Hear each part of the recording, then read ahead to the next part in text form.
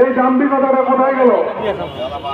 একটা কথা খারাপ বলছিল, আমরা উলিপুরে বলছিলাম উলিপুরে কোনো আওয়ামী লীগ নাই, পুলিশ থাকবে না। যেদিন কাবে কাদের কথা বললো আপনাদেরকে যে খেলা হবে, আপনারা সকলেই প্রাণ খুলে এখানে আসছে। একটু দেখলেন একটু আগে আমাদের ছেলেরা মিছিল করে আসছিল, অথচ আমরা যখন প্রতিটা প্রোগ্রামে আপনাদেরকে ডাক দিয়েছিলাম, আমাদের আজকের সভাপতি যারা ভাইদার সাহেব, আপনারা অনেকেই গালিগালাজ করে এখান থেকে চলে গেছিলেন।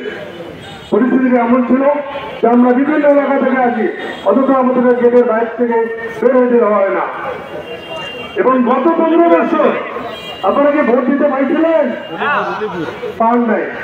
যারা নতুন ভোটার, যাদের বয়স 30-35 বছর হয়েছে, তারা জীবনে ভোটটাও দিতে পারেন নাই, পারছেন? তাদের কাছে এবং আপনাদের কাছে আমাদের দাবি, আমাদের নেতৃবর্গ যে কথাগুলো বললেন যে আগামী দিনে নির্বাচন না হওয়া পর্যন্ত বাংলাদেশ জাতীয়তাবাদী দল সরকার গঠন করতে পারবে না। আমরা যদি 15-17 বছর অত্যাচারের মধ্যে ছিলাম, জেলখানায় ছিলাম, সমস্ত দেশটা একটা আয়নাঘর হয়েছিল।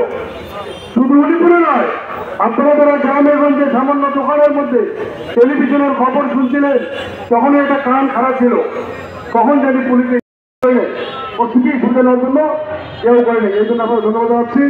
এবং এখন দেখতেছি যে অনেকে তারা বক্তব্য একটা অভিযোগ হচ্ছে বারবার আমাদের উপজেলা বিএনপির সভাপতি মহোদয় তার স্বাগত বক্তব্যে একটা কথা স্পষ্ট করেছে, সেটা হচ্ছে যারা নতুন আসতেছে তাদেরকে ক্লাস 1 থেকে পরীক্ষা দিতে বা পরীক্ষা দিতে হবে।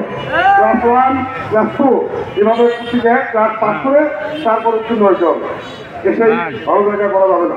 আমি লক্ষ্য করছি বিভিন্ন ইউনিয়নে আমাদের বিভিন্ন নেতৃবৃন্দের সঙ্গে আওয়ামী লীগের কিছু লোকজন চলাফেরা করার চেষ্টা করতেছি।